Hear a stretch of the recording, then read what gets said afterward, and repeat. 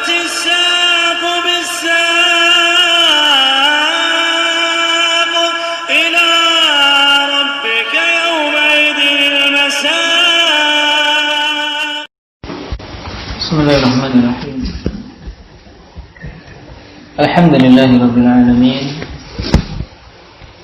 والصلاة والسلام على رسوله الأمين وعلى آله وأصحابه ومن تبعهم بإحسان إلى يوم الدين. أما بعد. Pembahasan yang lalu kita membaca sekilas tentang keyakinan ahli sunnati wal jamaah seputar azabul qabri wa na'imuh, tentang azab kubur dan nikmat kubur. Siapa di antara firqah-firqah yang menisbahkan kepada Islam yang mengingkari azab kubur? Indahnya ikrah Mu'tazilah. Kemudian di antara firqah yang ada pada zaman ini, mereka menamakan diri dengan apa? Hizbut Tahrir. Nah, di antara keyakinan mereka mengingkari azab kubur. Tayyib, siapa berdiri Hizbut Tahrir? Taqiyuddin An-Nabhani. Ya. Ini kelompok menyimpang yang hanya diketahui oleh setiap muslim, terkhusus para pemudanya. Yang menjadi sasaran mereka di antaranya adalah para pemuda yang mereka memiliki hamasah, memiliki semangat dan mudah dibakar, dan juga tidak memiliki bekal ilmu, sehingga mudah dibawa untuk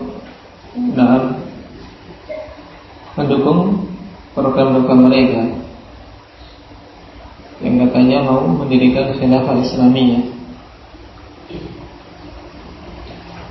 Dan ini tujuan yang mustahil untuk terwujud kalau mereka tidak mau kembali kepada kitabullah dan sunnah Rasul sallallahu alaihi wasallam. Kita masuk pada pembahasan berikutnya. Qala al-Imam Ahmad rahimahullah, wa anna hadhihi al-ummata tuftanu fi quburiha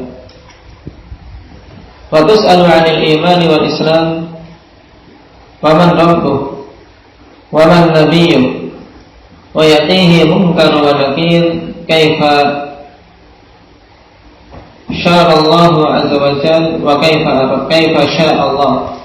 Di sini ada salah jeta.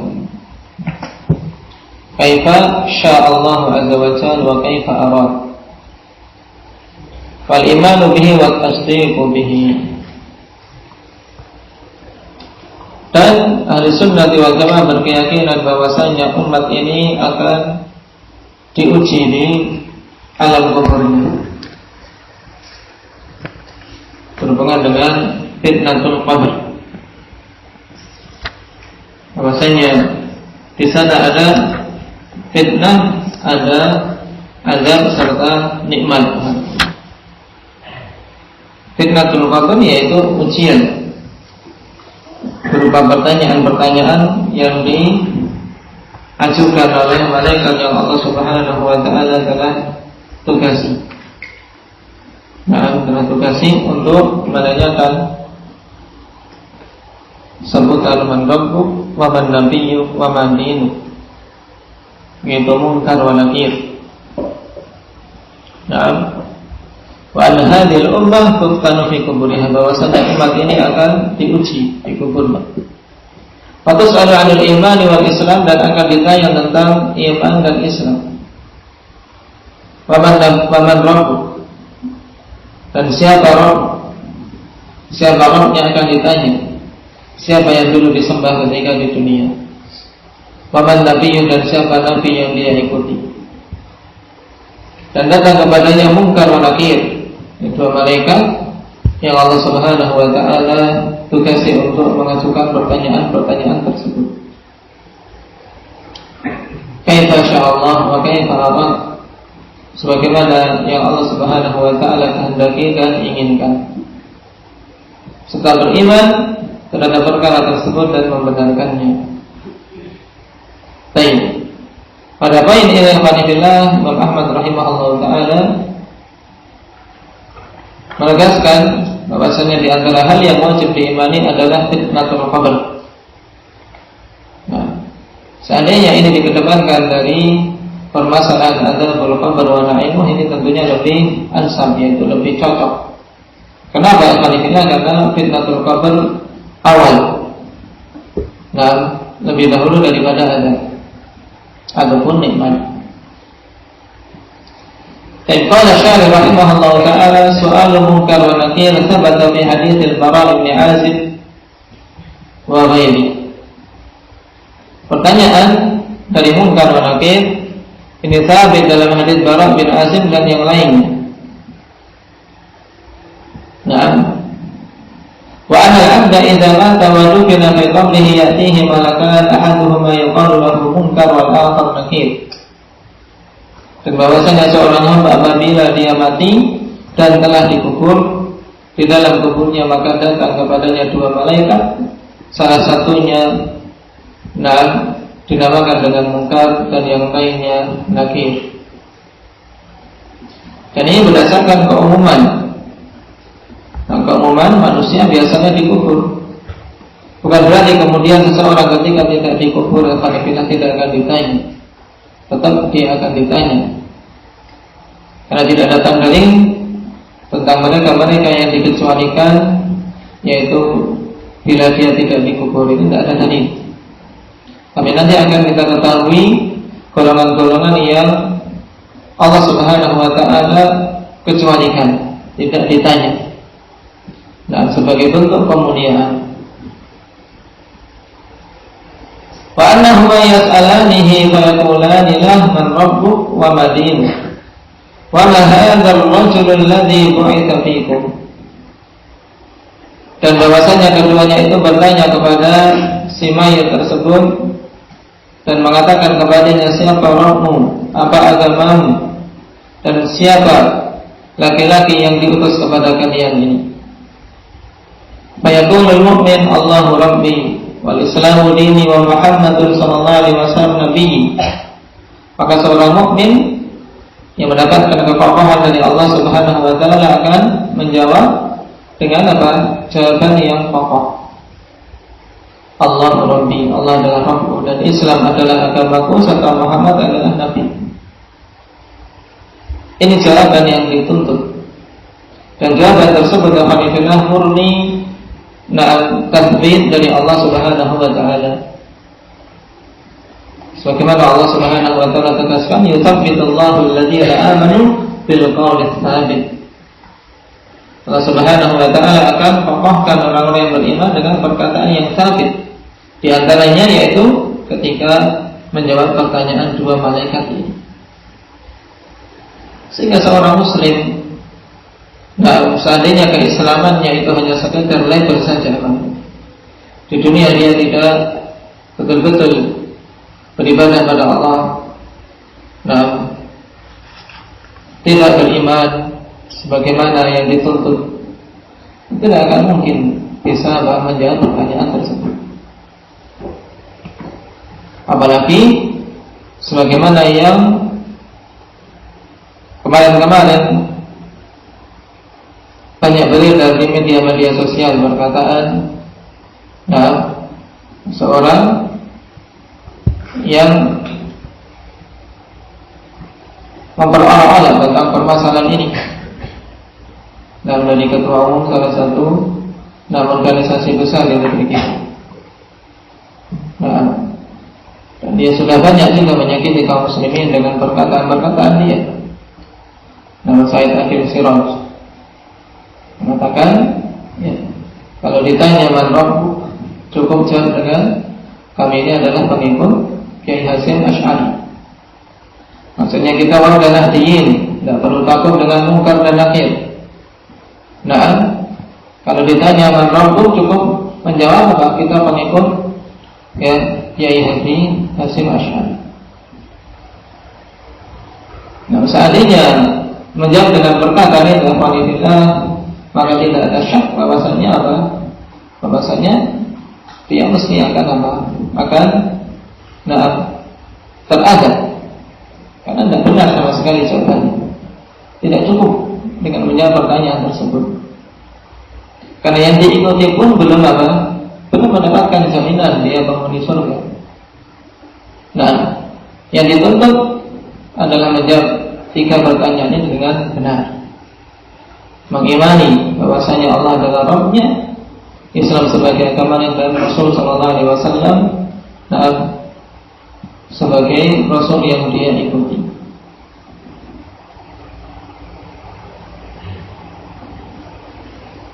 Fayaqulul mu'min, maka seorang yang beriman akan mengatakan Allahu Rabbi wal Islamu dini wa Muhammadun sallallahu alaihi wasallam nabiyyi. Ini jawaban seorang mukmin. Ya, tidak akan menjawab dengan jawaban yang dicontohkan oleh orang tadi. Wal'iyadzubillah. Fayaqulani lah nam qad alimna in kunta la mu'minan. Maka kedua malaikat tersebut berkata kepadanya, tidurlah, sungguh kami telah mengetahui bahwasanya engkau itu adalah betul-betul mukmin. Ini kalau seorang menjawab dengan jawaban yang benar. Wa yuftahu lahu babun ila nar. Kemudian dibuka baginya pintu yang apa? Yang mengantarkan menuju ke neraka.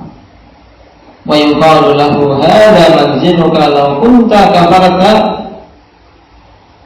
Kemudian dikatakan kepadanya, ini adalah tempatmu seandainya engkau kufur, yaitu neraka. Diperlihatkan.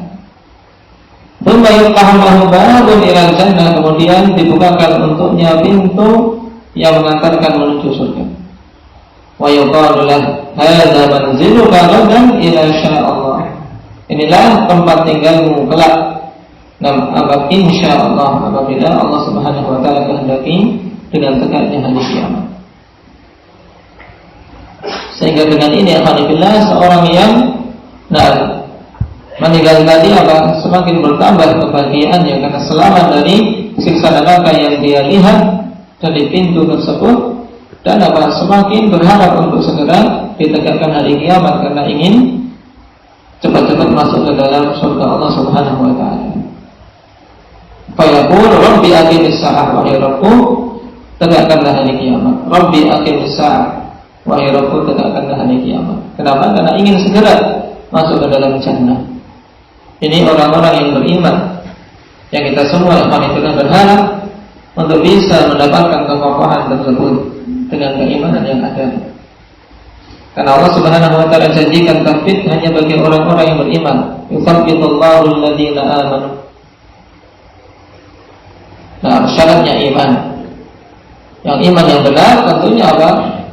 Dia yakin dengan hatinya, diucapkan dengan lisannya, dan diwujudkan dengan amalan perbuatan dia.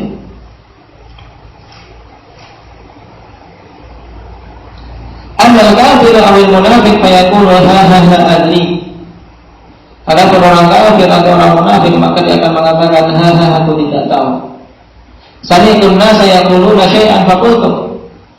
Aku mendengar manusia mengatakan sesuatu, kemudian aku pun ikut mengucapkannya. Di sini juga dalil tentang buruknya taklid, tentang tercelanya taklid. Kenapa? Karena tidak akan bermanfaat sama sekali. Nah, ketika dia menjawab seperti ini, ya jawabannya tidak akan diterima. Aku mengikut manusia, mereka katakan ini, aku ikut katakan. Sehingga jawabannya la adri.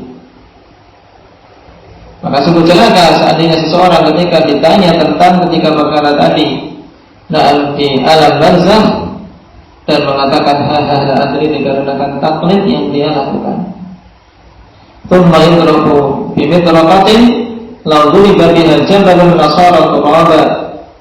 Kemudian dia dipukul dengan palu, seandainya dipukulkan ke gunung maka akan hancur lebur menjadi debu.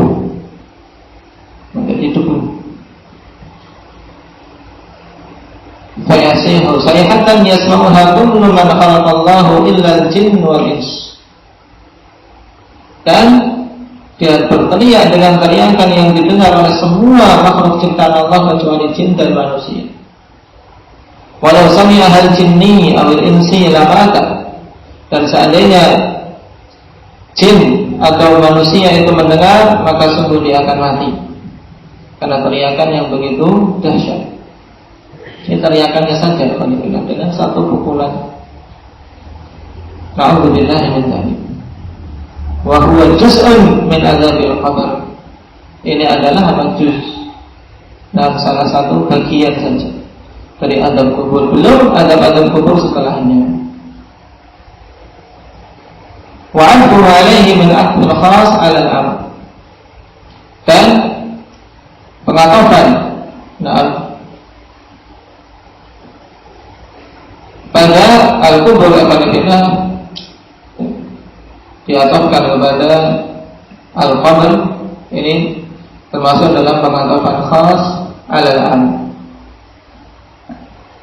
Baik.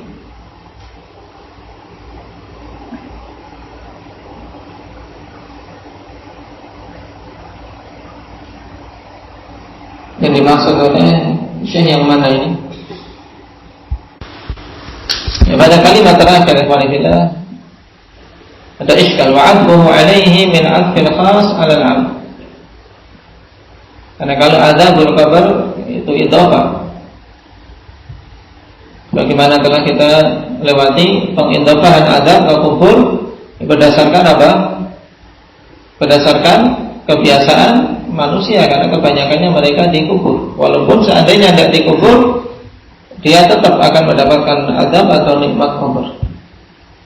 Adapun perkataan syawa'atuhu alaihi, ini kemungkinan besar Allah Ta'ala alam wa'adbul iman, wa'adbul tasdiq alal iman. Karena di kalimat terakhir antum perhatikan dalam matan wal imanu bihi wa tasdiqu bihi. Iman itu lebih umum daripada apa? Tasdiq. Paham? Sehingga adfuhu alaihi, yaitu adfu tasdiq alal iman min adfil khas alal am, masuk dalam kategori apa? Pengatofan sesuatu yang khusus atas sesuatu yang umum. Mafhum? Kenapa? Karena at-tasdiq itu bagian dari iman. Baik. At-tasdiq pembenaran. Baik. Dan iman lebih luas dari itu karena mencakup pembenaran dalam hati, kemudian diucapkan dengan lisan dan diwujudkan dengan amalan anggota badan. Baik.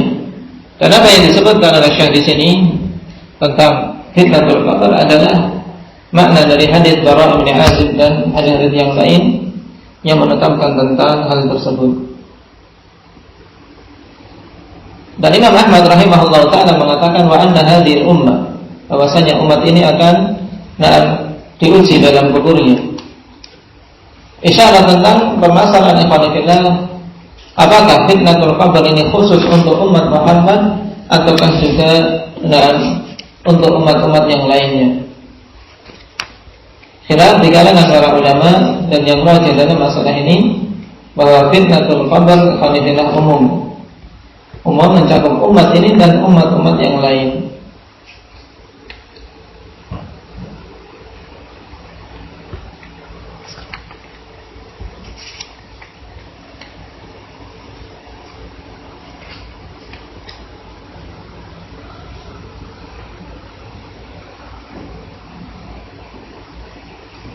Di antara mereka berpendapat bahwasanya fitnatul qabr khusus untuk umat ini, yaitu Al-Hakim dan At-Tirmidzi. Dalil mereka yang qanifillah, berkata Nabi SAW, inna hadhihi ummah tubtala fi kuburiha, sesungguhnya umat ini akan diuji di kuburnya. Demikian pula hadis, inna allaha auha ilayya annakum tuftanuna fi kuburikum. Uhiya ilayya annakum tuftanuna fi kuburikum, telah diwahyukan kepadaku bahwasanya kalian itu apa?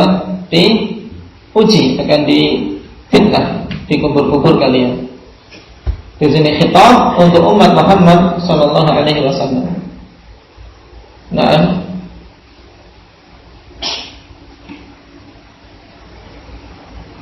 Dan pendapat yang kedua menyatakan umum khalifah. Dan dalil-dalil yang menunjukkan tentang penetapan umat ini yaitu penetapan karena Rasul sallallahu alaihi wasallam berbicara kepada umat Muhammad sallallahu alaihi wasallam, kepada umat beliau agar mereka mempersiapkannya. Walaupun yang dimaksud adalah keseluruhan umat. Nah, di antara yang berpendapat dengan pendapat ini Imam Al-Qurtubi rahimahullah taala dan Abdul Haq Al-Ishbili rahimahullah. Dan pendapat yang ketiga tawakuf. Nah, pendapat yang ketiga tawakuf, yang ini merupakan pendapat Siddiq Hasan Khan juga Ibnu Abdul Bar. Nah, mereka tawakuf.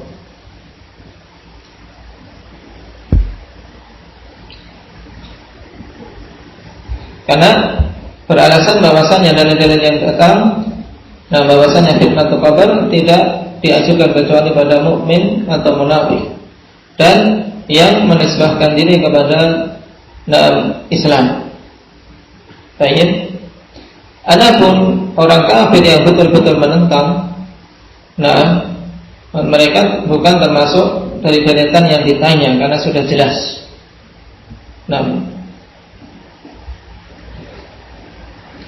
Ini menurut Abu Amr bin Abdul Bar. Adapun umat-umat yang lain yang beriman, ini wallahu ta'ala.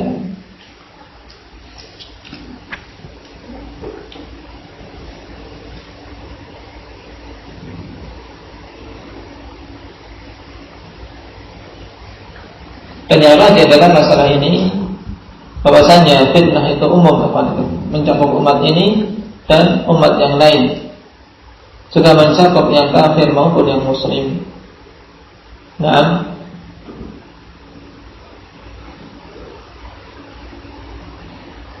di antara dalil yang menunjukkannya yaitu keumuman hadis Anas bin Malik radhiyallahu anhu dalam Sahih Bukhari, di mana Rasul sallallahu alaihi wasallam mengatakan innal 'abda idza wudi'a fi qabrihi wa tawalla anhu ashabuhu wa innahu la yasma'u qur'ana alihim atahu malakan fayu'idanihi fayaqulan ma kunta taqulu fi hadzal rajul. Sesungguhnya seorang hamba apabila diletakkan di kuburnya dan teman-temannya sudah berpaling meninggalkan dia, maka dia akan mendengar detak sandal-sandal mereka. Kemudian datanglah dua malaikat yang mendudukkannya dan mengatakan kepadanya, apa yang engkau yakini tentang laki-laki ini berhubungan dengan Nabi kita Muhammad sallallahu alaihi wasallam. Syahid di awal hadis ikhwanillah, innal 'abda, menunjukkan hamba secara umum. Baik. Sehingga fitnah ini mencakup keumuman manusia, baik mukmin maupun kafir serta munafik. Demikian pula mencakup umat Muhammad maupun umat-umat sebelumnya. Dikecualikan dari mereka-mereka yang diuji ikhwanillah, beberapa golongan. Yang pertama yaitu al-anbiya. Sebagaimana dalam hadits Aisyah radhiyallahu anha, Rasul sallallahu alaihi wasallam mengatakan, "Wa amma fitnatul qabr fa bi tuftanun wa anni tus'alun." Adapun fitnatul qabr maka tentang pula kalian itu akan diuji dan tentang pula kalian akan ditanya. Maka tentunya para anbiya ya tidak akan ditanya karena apa? Fitnatul qabr berhubungan dengan pertanyaan yang diajukan malaikat seputar keimanan umat terhadap nabi yang diutus kepada mereka. Hadits Aisyah radhiyallahu anha dalam Musnad Ahmad. Kemudian golongan yang kedua asy-syuhada. Mereka yang mati syahid. Berdasarkan hadis yang diriwayatkan oleh Imam Nasa'i dengan sanad yang sahih dari rajulin min ashabin Nabi sallallahu alaihi wasallam. Ana rajulan qala ya Rasulullah ma balul mu'minun yuftanuna fi quburihim illa syahid. Seorang laki-laki bertanya, wahai Rasulullah, nah, kenapa orang-orang beriman itu diuji di kubur-kubur mereka kecuali seorang yang mati syahid? Qala, maka Rasul sallallahu alaihi wasallam menjawab, kafa bi barakatis suyuf ala ra'sihi fitnah. Ini syahidnya. Kafa bi barakatis suyuf ala ra'sihi fitnah. Cukup dengan apa? Berkelebatnya, berkilatannya pedang-pedang di atas kepalanya itu sebagai ujian. Karena jihad adalah ujian yang besar. Karena seorang tidak beriman ialah bagaimana berkelebat, berseliweran pedang-pedang di atas mereka, nah, di atas kepala yang mungkin lengah sedikit saja menebas leher-leher mereka. Dan pada zaman sekarang ya dengan berdesingnya peluru-peluru. Nah, ketika seorang berjihad melawan musuh-musuh Allah Subhanahu wa taala, sehingga seorang yang mati syahid, ujian di medan peperangan itu cukup, nah, mencukupkan dia dari apa? Fitnatul qabr. Maka di alam kubur tidak diuji lagi. Kemudian golongan yang ketiga, al-murabit fi sabilillah. Orang-orang yang berjaga-jaga di jalan Allah Subhanahu wa taala. Nah, sebagaimana dalam hadis yang diriwayatkan oleh Imam Muslim dari Salman Al-Farisi radhiyallahu anhu, Rasulullah sallallahu alaihi wasallam mengatakan, "Mibatu yaumin wa lailah khairun min siyami syahrin wa qiyamih." Berjaga sehari dan semalam itu lebih bagus daripada puasa sebulan dan salat malam selama sebulan. Wa in mata jara alaihi amalu alladzi kana ya'mal. Dan apabila dia mati maka mengalirlah amalan dia yang dulu dia amalkan. Wa ujriya alaihi rizquh, dan dialirkan untuknya rizkinya. Wa amina minal fattan, dan dia aman dari al-fattan, yaitu dua malaikat yang menguji dia. Keutamaan riba di jalan Allah Subhanahu wa taala sehari dan semalam.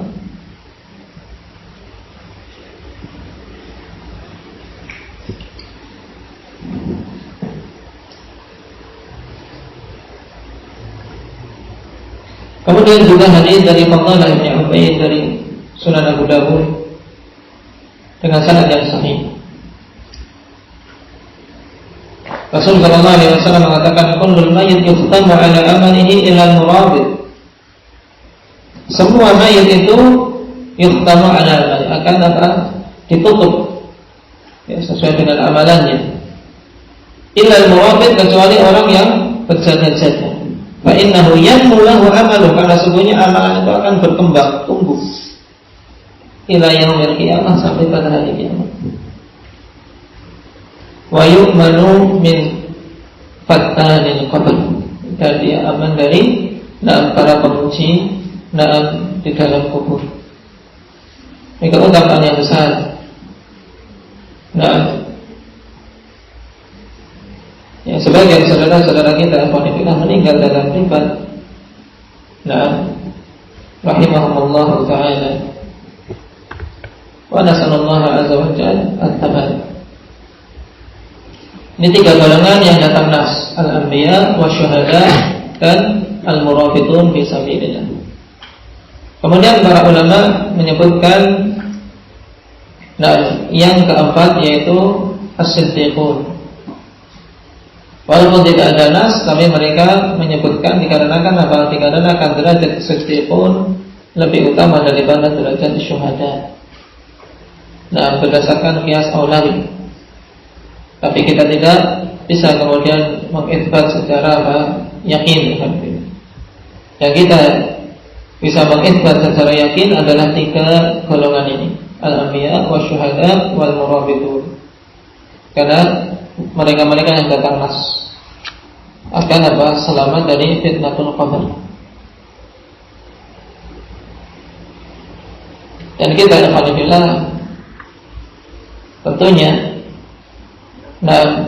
harus banyak-banyak meminta at-tabat, meminta kekokohan kepada Allah Subhanahu wa taala untuk bisa namun lulus dalam ujian tersebut.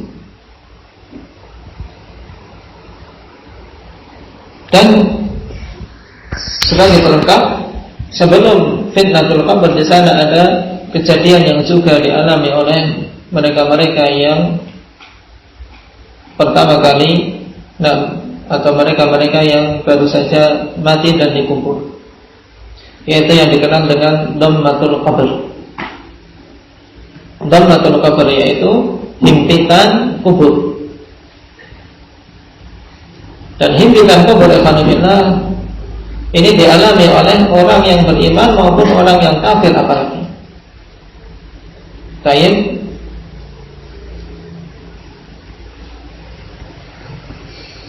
Sebagaimana dalam hadis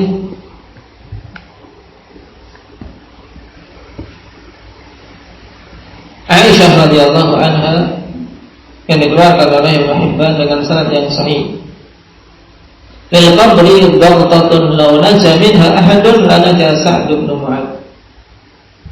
Kubur itu memiliki dhaghtah, memiliki himpitan. Seandainya di sana ada seseorang yang bisa selamat, maka sungguh Sa'd bin Mu'adz itulah yang selamat.